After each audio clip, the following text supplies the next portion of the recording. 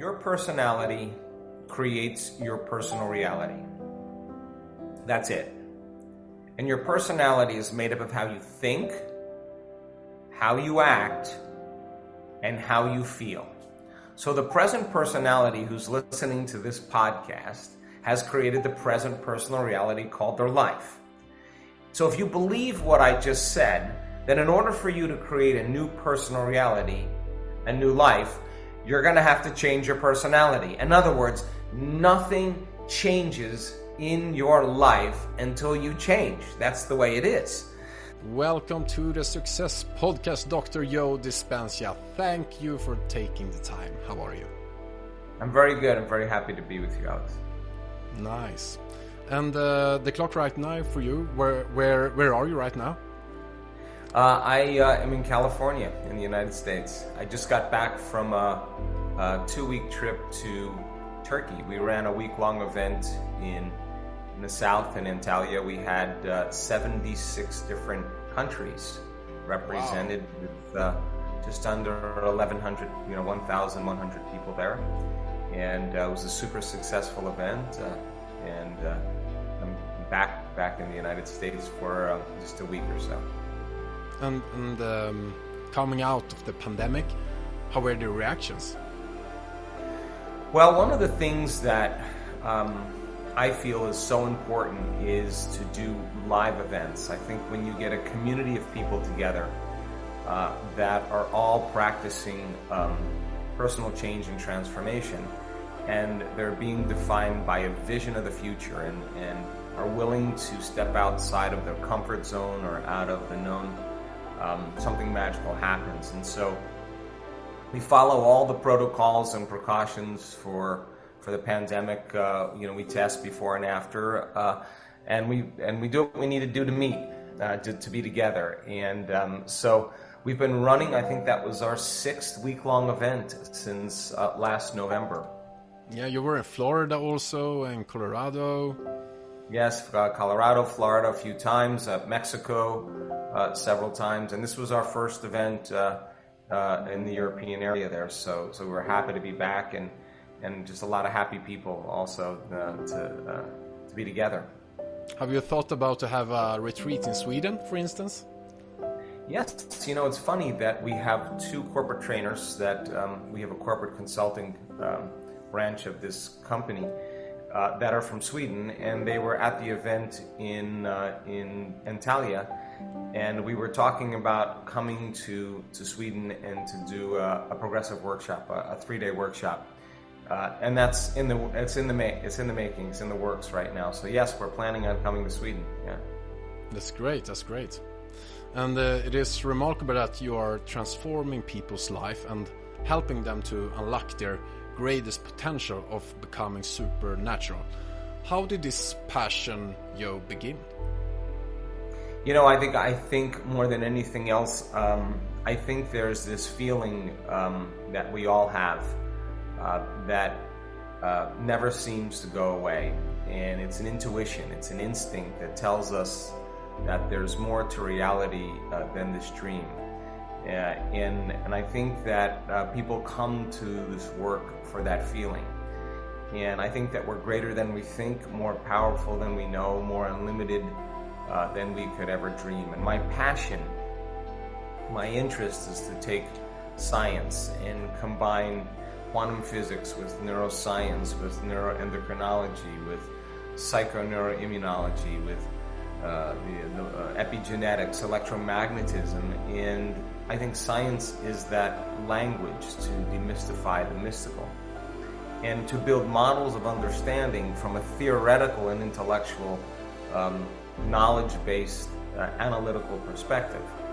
But that knowledge void of experience is philosophy. But if you can teach people how to practically apply it, to personalize it, to demonstrate it, to initiate that knowledge and do something with it, if they can get their behaviors to match their intentions or their actions equal to their thoughts, if they get their mind and body working together, they're going to have an experience, right?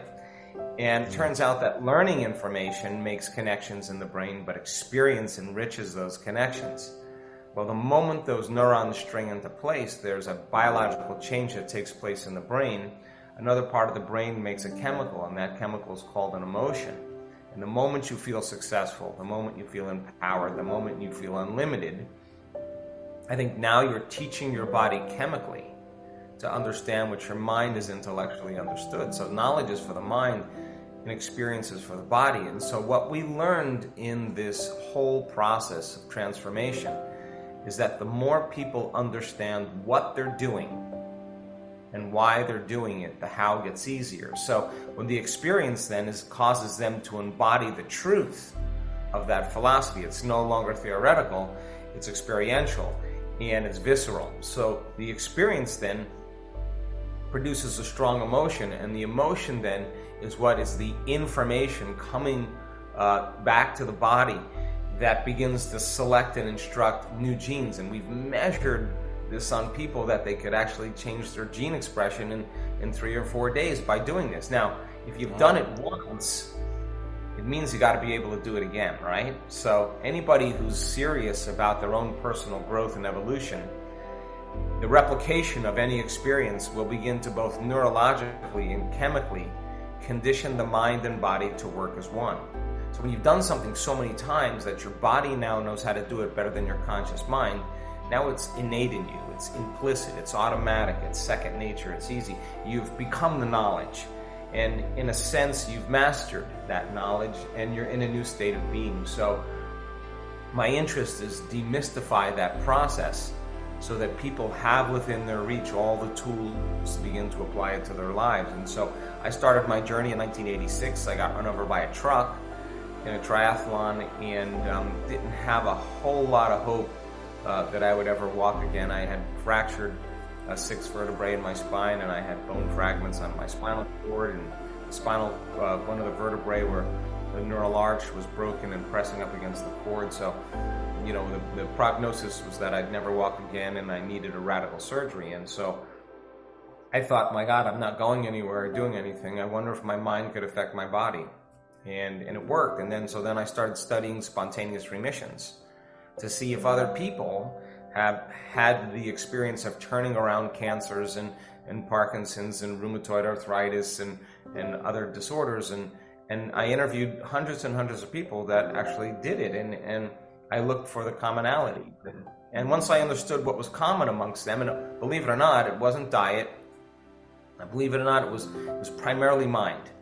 And so that forced me to see if I could explain those in a scientific way and then be able to teach it to sick people to see if those same things, if they applied properly in the scientific language, could produce some amazing results. And then use it on well people. If you want to transform yourself from being in lack or poor to be successful, to turn a disease around, to fall in love, to start a new career, to have a mystical experience, will the formula be the same? And after a couple of years, we started noticing people stepping out of wheelchairs. We started noticing people going into remission. And that's when it got really exciting because, you know, I'm an empirical person and I knew that something was happening with these people not over the course of years. I'm talking about right before my eyes. Like, there's a person in a wheelchair from MS, multiple sclerosis, in a wheelchair for 10 years, step out of a wheelchair and start dancing around. And I have to tell you, I was more surprised than anybody, you know, when I saw that. That's sick. It's crazy, right? It's a miracle. Yeah, so, and how is that possible? Well, that's a great question.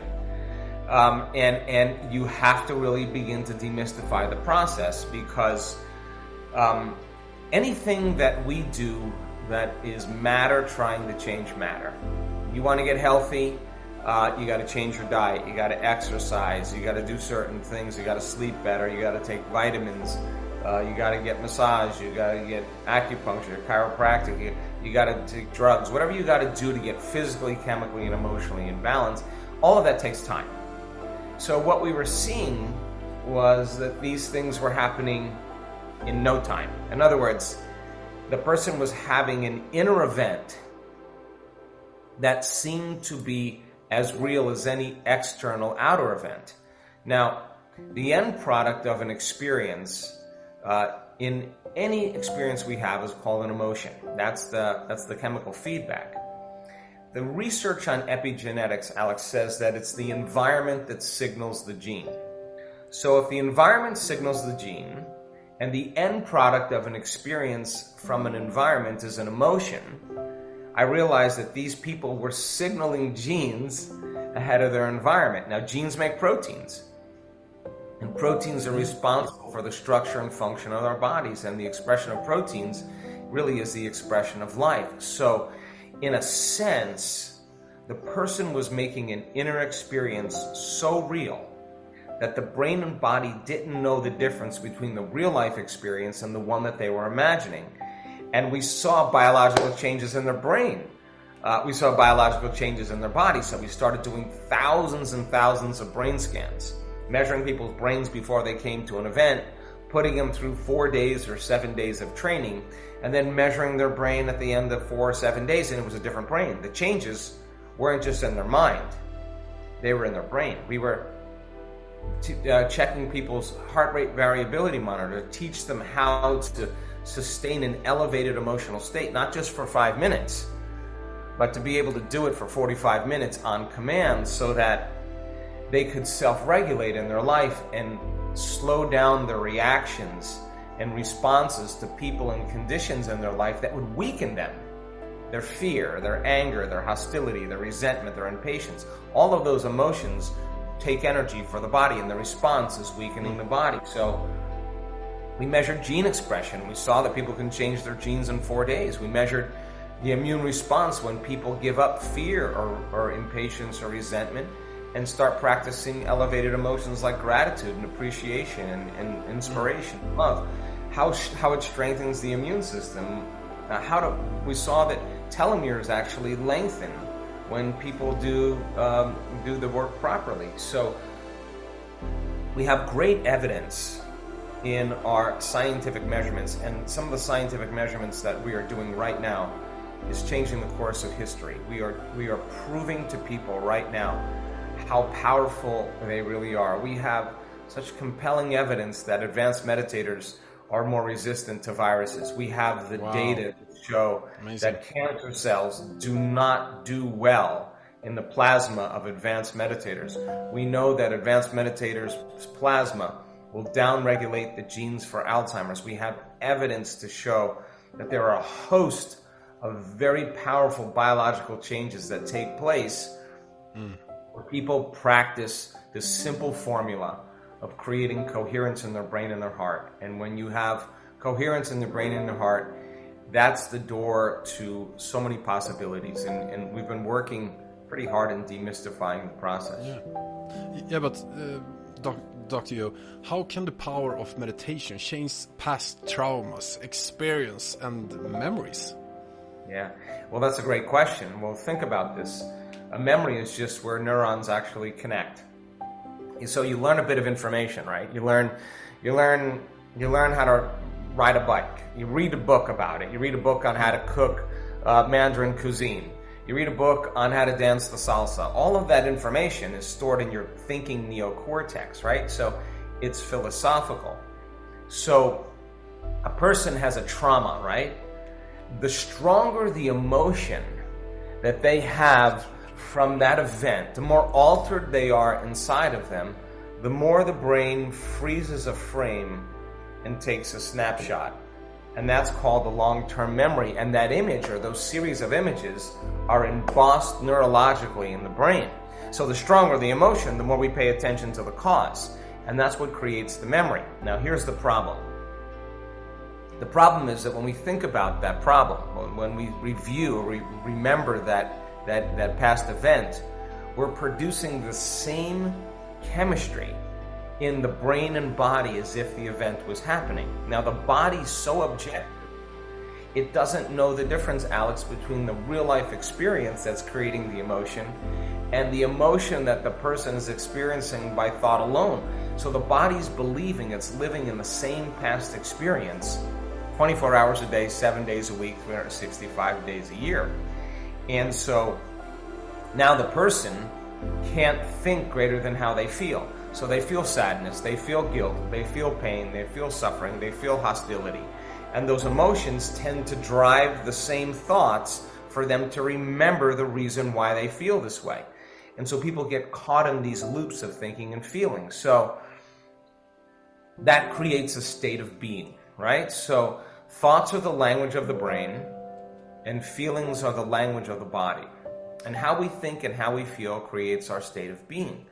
So without the person knowing this, by reviewing and remembering the problem, they're taking a thought and a feeling, an image and an emotion, a stimulus and a response, and they're conditioning their body emotionally into the past. Now, the trauma does not only exist in the brain, the trauma now exists in the body too as an emotional memory.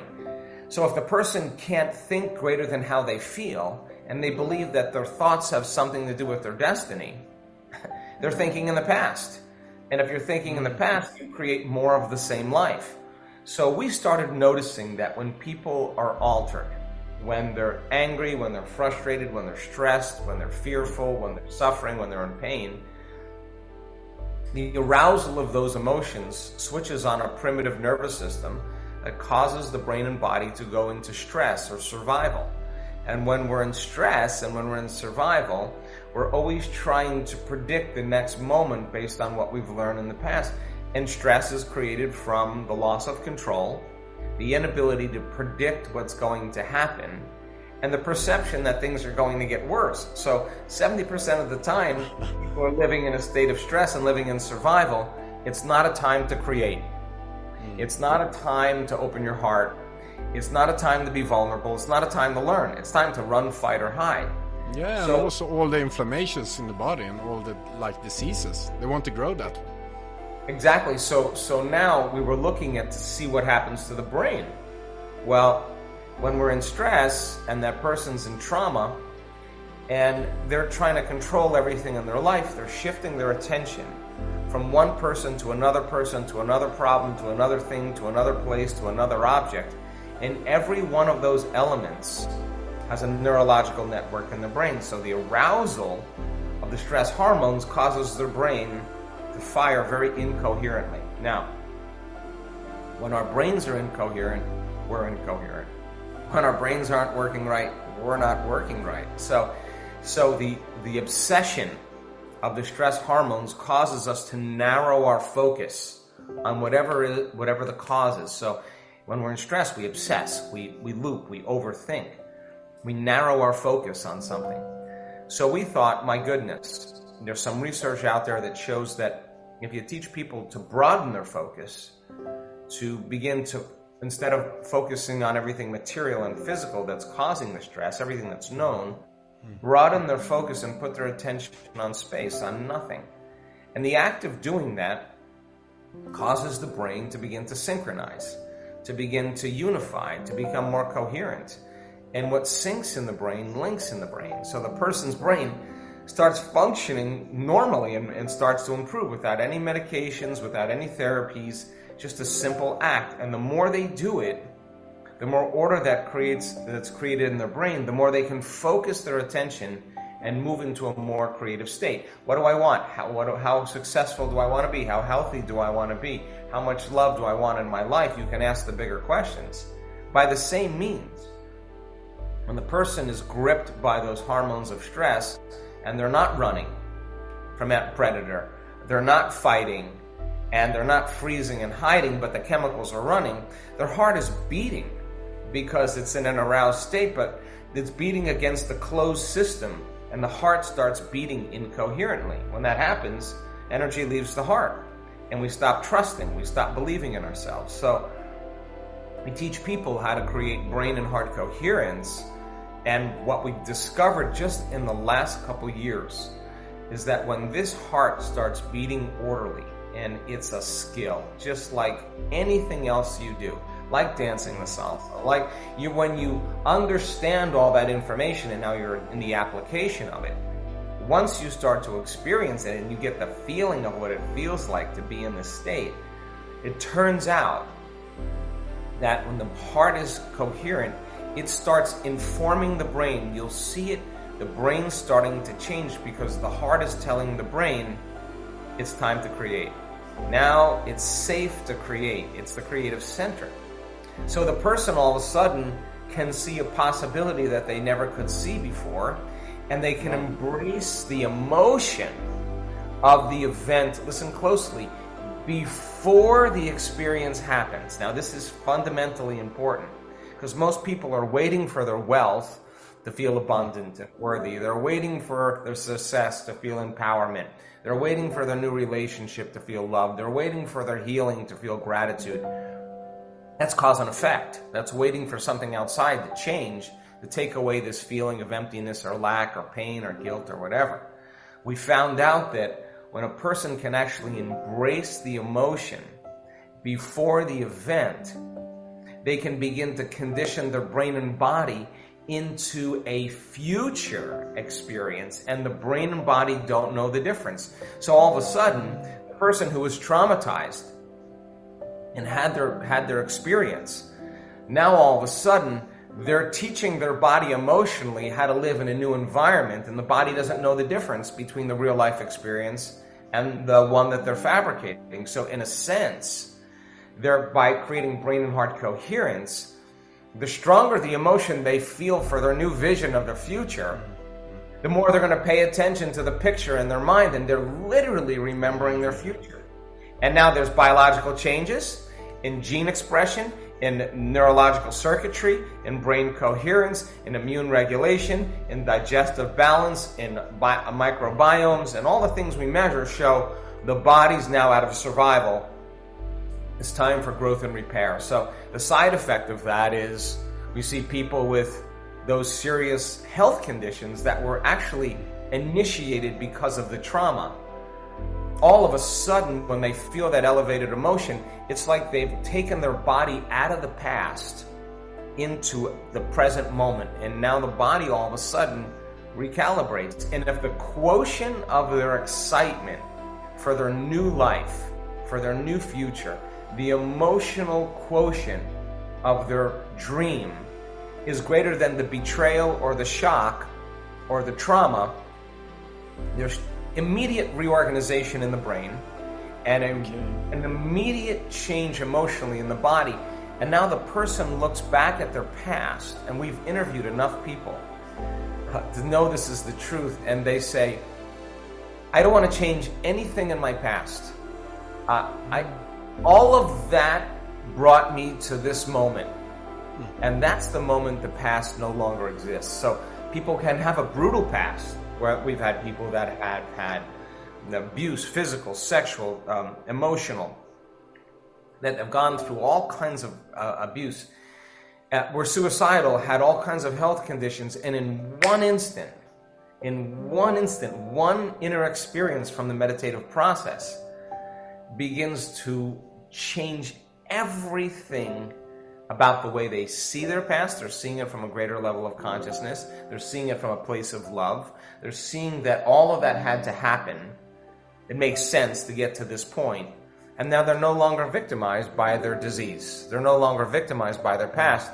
In fact, they'll tell you, that had to happen for me to have my healing. Now, they're in a new state of being. The disease, the trauma exists in somebody else.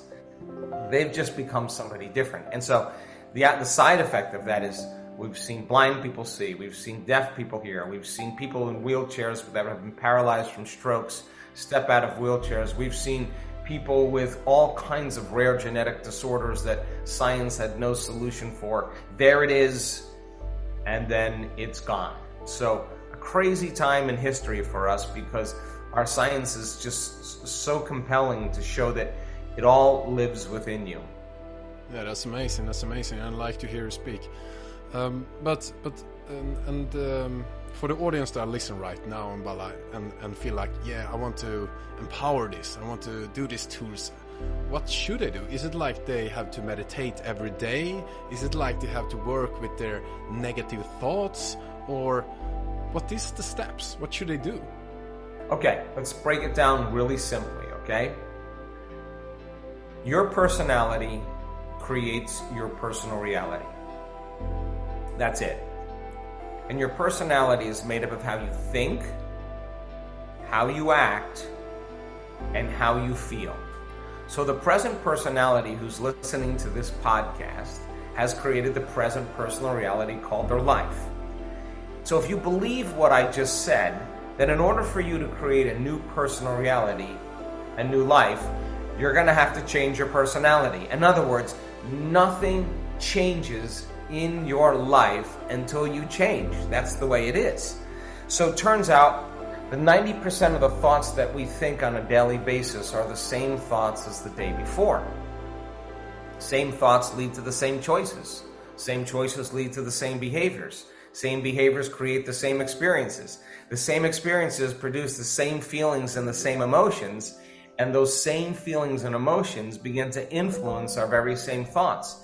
And our biology, our neurocircuitry, our neurochemistry, our hormones, our gene expression, our immune system, all stay the same because we're staying the same. So then there's a principle in neuroscience that says that nerve cells that fire together, wire together. You keep thinking the same thoughts, you keep making the same choices, you keep doing the same things, you keep creating the same experiences that stamp the same networks of neurons into the same exact patterns, all for the reaffirming of the same feeling, and you do that for 10 years on end. The firing and wiring of those circuitries begins to hardwire the brain into a very finite signature. That box in the brain that's created is the same level of mind. And if you keep doing that, it becomes automatic.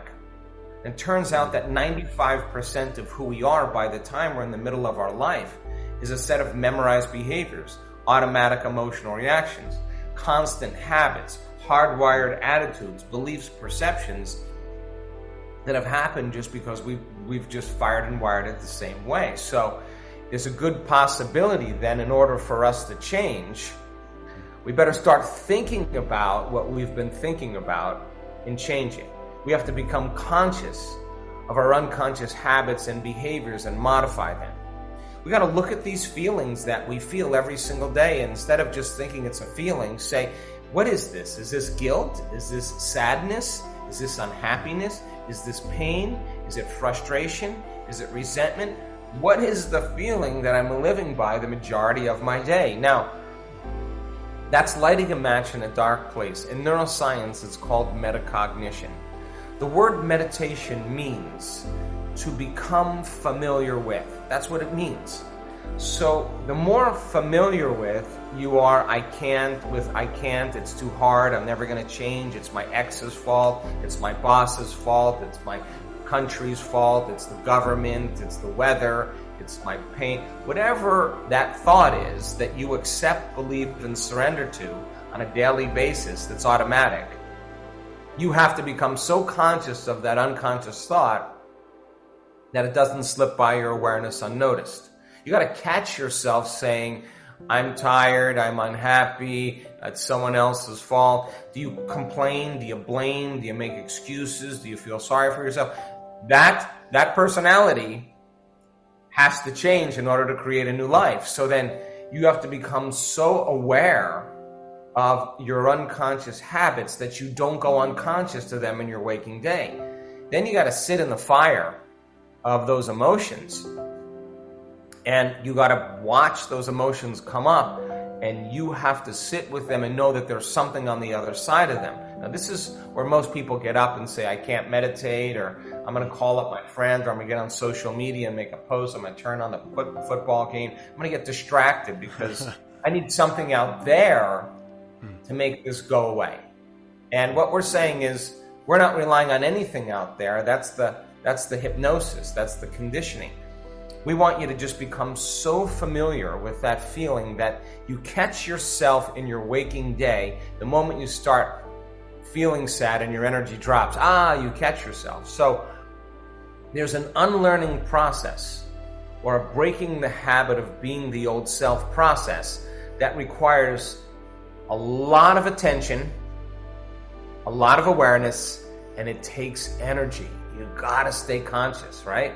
So That unlearning process then, the hardest part about change is not making the same choices you did the day before. And the moment you decide to make a different choice, get ready, because you're going to feel uncomfortable. It's not going to feel familiar. It's going to feel yucky. It's going to feel unpredictable. It's not going to feel good, because even people who feel sad and suffering, at least they can feel that, and that's familiar to them. So you're stepping out of the known into the unknown. Now, if you've done something so many times that your body now knows how to do it better than your mind, that's a habit. So then the body, who's been conditioned into negativity, into sadness, into suffering, into pain, all of a sudden is saying, hey, Alex, it's been 2 hours since you've been complaining. I mean, you've been complaining for the last 20 years. You're just going to stop like that? So the body starts trying to influence the mind to return back to the same familiar territory. So the emotion starts saying, come on, you're a loser, you'll never change, it didn't work last time, start tomorrow. And those are the thoughts that are being influenced for the body, that are the same thoughts that people think all the time. So if they respond to that thought's going to lead to the same choice. That same choice is going to lead to the same behavior. The same behavior is going to create the same experience. The same experience is going to produce the same feeling. And they're going to say, oh, this feels right. Well, no, it feels familiar. The person who's crossing that river from the old self to the new self, that place, that discomfort is not the known, it's the unknown. And that is the perfect place to create in. So then if you teach a person then, what thoughts do I want to fire and wire in my brain? And with a certain amount of presence and attention and intention, they can begin to fire and wire those thoughts. Now, they're installing hardware in the brain. Keep doing it over and over again, and it becomes like a software program. It becomes more automatic. Now, that's the new voice in your head that says anything's possible. I can change. I'm worthy of success. I'm worthy of abundance. You program that. Nobody else did. You program that. Then you say, okay, how am I going to be with my family? How am I going to be in my relationship? How am I going to be in traffic today? How am I going to be on my Zoom calls? What would greatness look like today? But do you write like a list of the new 2.0? Yeah, let me just finish it. Yeah, I'll give you the instructions. But here's the bottom line. If you sat down and you closed your eyes, so you weren't distracted by the environment, that you weren't looking for your cell phone or for your coffee or whatever, you weren't eating, you weren't drinking, you weren't smelling, you weren't tasting, you weren't up and experiencing, you were sitting still, making your inner world more real than your outer world. And you rehearsed in your mind, you look like an athlete, and you rehearsed how you were going to be in any of those situations. The science of mental rehearsal says you can change your brain to look like you already did it. So with the practice of rehearsing how you're going to be in certain circumstances, you install more neurological hardware. The brain doesn't know the difference between the real life experience and what you're imagining. Do it enough times, install the hardware, it becomes a software program. Side effect, you start acting like that person. You start acting happy. Nobody did that for you. You installed the program. Then you say, okay, I'm not going to wait for my healing to feel gratitude.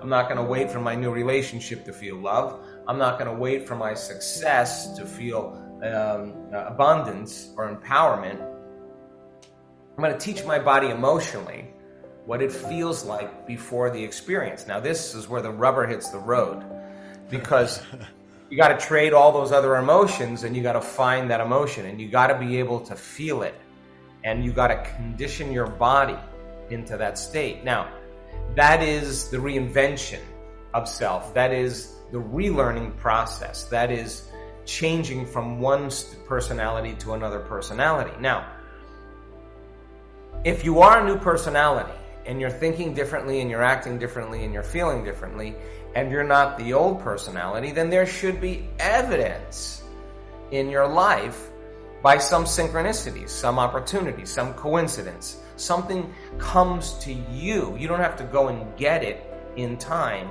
Somehow the opportunities seem to be flowing to you. And that's when you start paying attention to what you've been doing inside of you, and you do more of it. So, simple process. You want to change? Sit down and become familiar with yourself. Write down those thoughts. I can't, it's too hard, I'll never change. Pick 3. Write down your behaviors. You make excuses for yourself. You procrastinate. You complain. I don't know, pick 3. And then think of 3 emotions. I'm angry, I'm frustrated, I'm impatient. Okay. Well, that's the personality that has to go. Because if you want to be the new personality, you can't take anger into the future. That's not the new personality. So what thoughts do I want to fire and wire in my brain? Write them down. What behaviors do I want to demonstrate today? How am I going to be? What would love look like?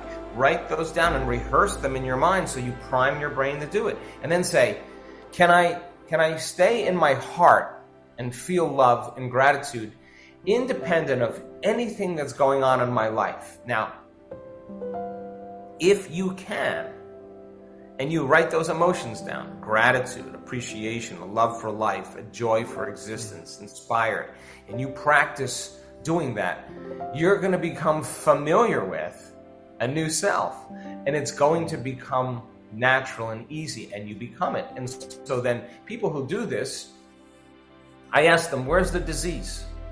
Where's the disease? Where's the cancer? And they'll tell me, oh, it's in the old guy.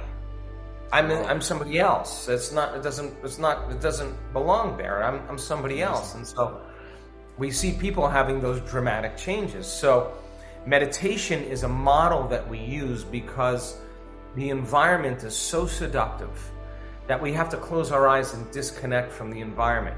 Our body has so many urges, so many things that it needs, and we have to sit our body down and tell it it's no longer the mind, that you're the mind for the next 40 minutes, and you're going to condition it into a new future. You can't be thinking about what you're going to do tomorrow or what you're going to do on your to-do list. You're in the predictable future.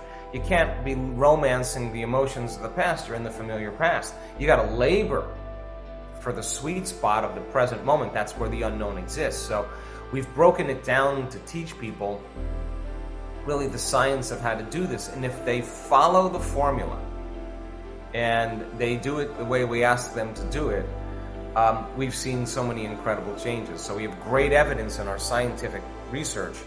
We got great evidence in the testimony of people who have changed their lives. And I think evidence right now really is the loudest voice. And last point, everybody already knows how to do this.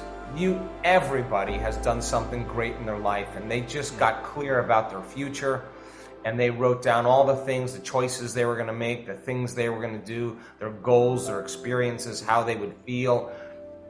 They wrote down how they had to stop thinking, what choices they had to stop making. They kept reviewing the things they had to stop doing. They had to stay away from certain people, certain experiences, so they didn't return back to the old self. They got clear on the emotions that would bring them back to no longer seeing the vision of their future, because the emotion causes them to see their future through the lens of the past.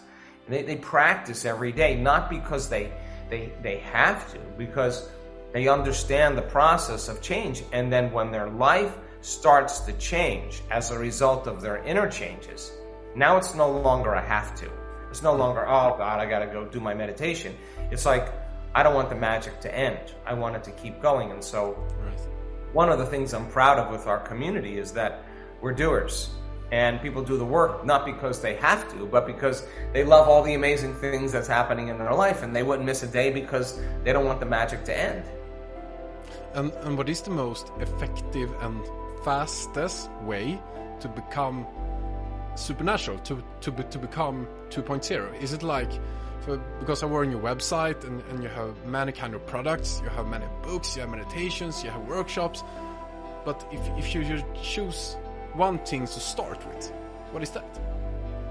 Oh my gosh, I am such a big fan of information. I think that it's so important for people. Like people say, we have people that come to a week-long event. There are prerequisite courses that they have to, study. And some people say, oh, I've been meditating for 15 years. I'm just going to come and not do the course.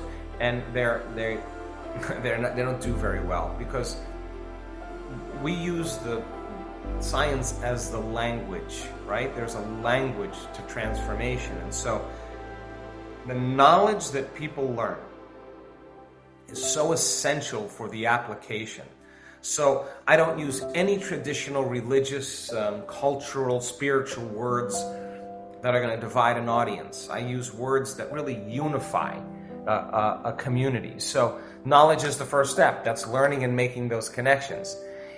The research shows if you learn that information and you don't review it, those connections prune apart within hours. So you got to repeat it. You got to review it enough times. Then the practice is so essential. The practice of doing something where you're actually taking that information and practicing it. So people make great strides, and many people heal themselves by reading the books and practicing the meditations. But the real magic, if you want to see miracles, if you want to see things that will change you forever, like just in Turkey, we just saw an amazing story of transformation. Huge tumor, completely gone on this guy. You got to come to a week long. It's 7 days, and our data with the University of California, San Diego, our research team, people who come to a week-long event that are novice meditators, that do a little meditation but not really into it. At the end of those 7 days, there are so many biological changes that take place in their brain and body consistently, that at the end of those 7 days, they look like an advanced meditator, because the immersion of it is full, where you're going all day, and you're overcoming yourself all day, and you're sticking with it until you break through. And then when you break through, then it's time to create. And then that's when it gets pretty exciting. So I don't think there's a shortcut. I think it's great when you're with a community of people. You know, that's why we're still doing the week-long events, because even during the pandemic, I said we have to figure out a way to keep meeting. So we run large events, as I said, but you know, the key is, I think, the information first, and then after the information, it's being consistent, and it's just like anything else. You hit a golf ball once really well, you want to hit it well again, and so you gotta practice. And so when people start practicing and they're piecing it together, it gets exciting. So I don't think there's a fast track. I understand. I hope you come to Sweden soon. We have a big audience here who want to go in your event. So that's amazing. Listen, we're planning on it. I mean, I literally, the last night of our event in Turkey, I was with my dear friends that are from Sweden, and they were volunteers for the event, and we were talking about finding a way to get there, and we're planning on hopefully next year doing a progressive workshop, which is a Friday night, all day Saturday, and all day Sunday, and that's the basics for people to learn before they come to a week long, and so we're planning on it. We're planning on it, yeah. I also must ask you this question. You have already talked about it, but one of my biggest problems is that I tend to react quickly to negative situations. How can I cope with anger? Do you have any suggestions or advice? Yeah, I'll tell you the first thing. It's not that you react. We all react. The question is, how long are you going to react? That's the question. So we found out that when people react emotionally with anger, with antagonism, there's an arousal that takes place because you're turning on the sympathetic nervous system, and the sympathetic nervous system is a primitive system saying, Alex, whatever that is a threat to you. And if there's a threat, a good way to deal with a threat is to get aggressive. That's primitive. It's animal. It's very animal. Some people will say, oh my God, there's my ex, and instead of getting angry, they run. They flee. They're in fear. They're like, the fear is, I'm better just getting away. So the fear causes them to run. So When people feel fear, when they feel anger, when they feel pain, those are the primary stimulators that switch on that sympathetic nervous system. And they used to say that it's automatic. Like, it's automatic. It happens automatically. That's part of the autonomic nervous system, and you really don't have any control of it. Turns out that's absolutely not the truth. So first thing is learning how to shorten your response to the emotional reaction. So if you have an event that happens to your life, in your life, and I say, Alex, why are you so mad today? And you say, oh, it's because of this situation and this person, and this happened this way. And I would say, oh my gosh, do you mean that that person or that circumstance is controlling the way you feel and the way you think? Now, anything that's controlling the way we feel and the way we think makes us victims, whatever that is. Now, that's okay, but if you keep that emotional reaction going on for hours or days, and I say to you, Alex, it's 5 days, what's up? And you say to me, I'm upset from something that happened to me 5 days ago, I'd say you have a mood. You're in a mood. Now, some people keep that same emotional reaction going on for weeks or months. And then I would say, well, Alex has a angry temperament. It becomes a temperament.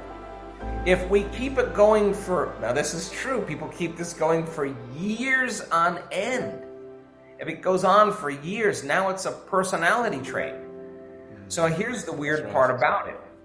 You ask that person who's been angry for years why they're angry.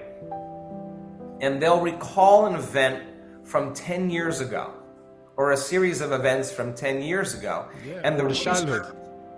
And the research on the memory says that 50% of that story isn't even the truth.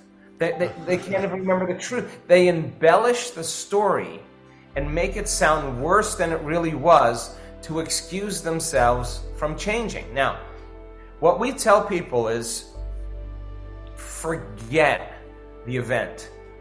Doesn't matter. The details of the event doesn't. What matters is learning how to overcome the emotion. So when you're sitting in a meditation and all of a sudden out of nowhere your body starts getting aroused and it starts getting frustrated and it starts getting angry, and people say, I'm doing my meditation wrong. You know what I say to them? No. You're doing it right. Because that has to come up. So when the anger and the frustration comes up and a person's in a meditation, they have one of two choices: to quit, which is what they've always done. But if you're sitting with 1,500 people and no one else is quitting, you're not going to quit.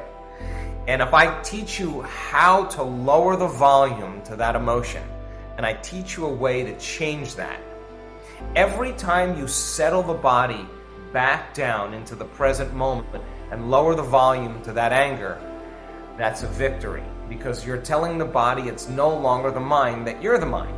Now, it'll go, well, what about this circumstance? And what about that? And it'll get aroused again. And then you notice it, and instead of turning on the TV or getting on your cell phone or getting on the social media, you lower the volume again. Now, this is the work.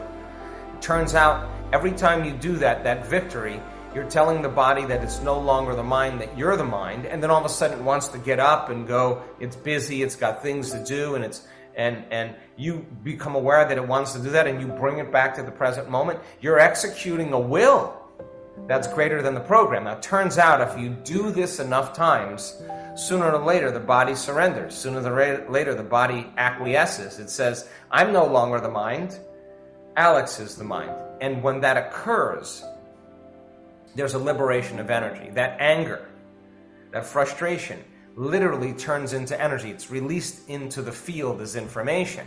Now, you return back into your life and you see the same person or the same circumstance, your response to them is going to be much less. Why? Because you took care of it within you.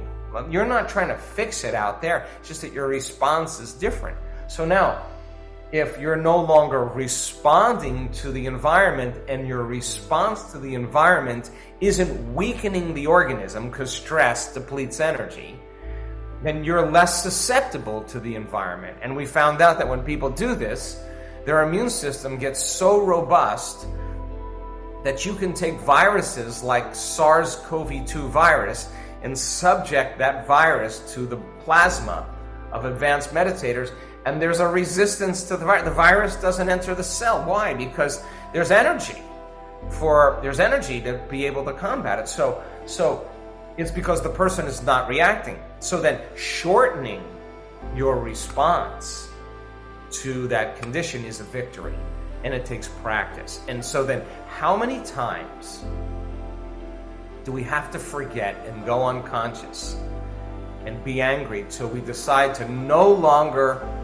forget and keep remembering and stay conscious? That's change right there. So we use meditation as a model to remind ourselves who we're going to be when we open our eyes, and to remind ourselves who we're no longer going to be when we open our eyes, and stay so conscious of it that we don't go unconscious in our waking day. And if we do it properly, then there's feedback in our life that shows us that you've changed. And remember, nothing changes in your life until you change. And when you change your energy, you change your life. That's the way it is. So teaching people how to change their energy every day, and then be a scientist like, okay, I changed my energy.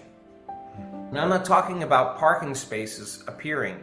I'm talking about, here comes the dream, here comes the job opportunity, here comes the mystical experience, here comes the healing, here comes the change. Nobody is so special to be excluded from this process. I've seen all skin colors, all races, all cultures, all ages. We have elders in our work that their brains on the brain scan are outstanding. We have kids that are 8, 9 years old that know how to move energy into their brain. We have people that are sick, that are really, really unhealthy, that turn around serious health conditions. You could be in shape, out of shape. You could eat gluten, not eat gluten. You could eat meat, not eat meat. It doesn't matter. You can be anybody you want to be. Just learn the formula, and then practice it so that you see the outcomes in your life. That's when it gets exciting. And if you want to have more about this, if the people are listening right now want more, what should they do? Oh gosh, just go to drjoedispenza.com. I mean, we have an introduction packet. There's a new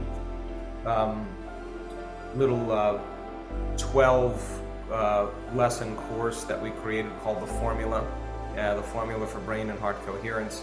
It's 12 30-minute, 40-minute lessons by me, and there's some nice graphics. There's 5 meditations that go along with it. My thing is experiment with it. Okay, I'm going to change the way I think, act, and feel.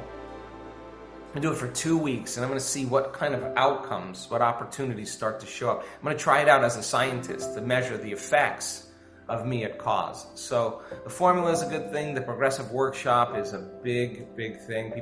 That's where you can really get 9 lessons of a week-long content and really immerse yourself in all the different meditations. The books are available. There's plenty of YouTube stuff. The testimonials, the scientific research that we have on our webpage is super outstanding, and my biggest value is really our community.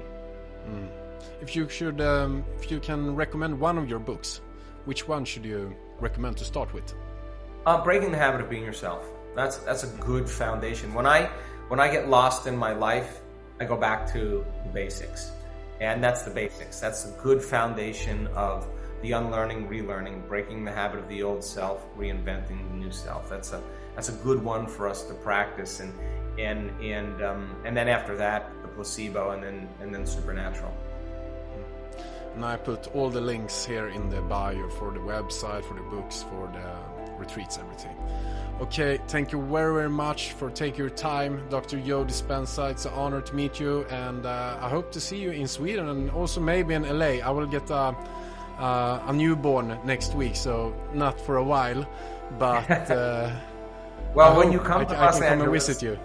Yes, when you come to Los Angeles, by all means, just get a hold of my staff, and we'll make time to have dinner. Okay, thank you very much, Dr. Joe Dispenza. You're welcome. Stort tack att du kollade på den här videon och hoppas du gillade det. Du får jättegärna göra mig en tjänst och tryck tumme upp om du gillar det och även subscriba på kanalen så kommer du få massor av härliga, grymma grejer. Tack för att du kollade.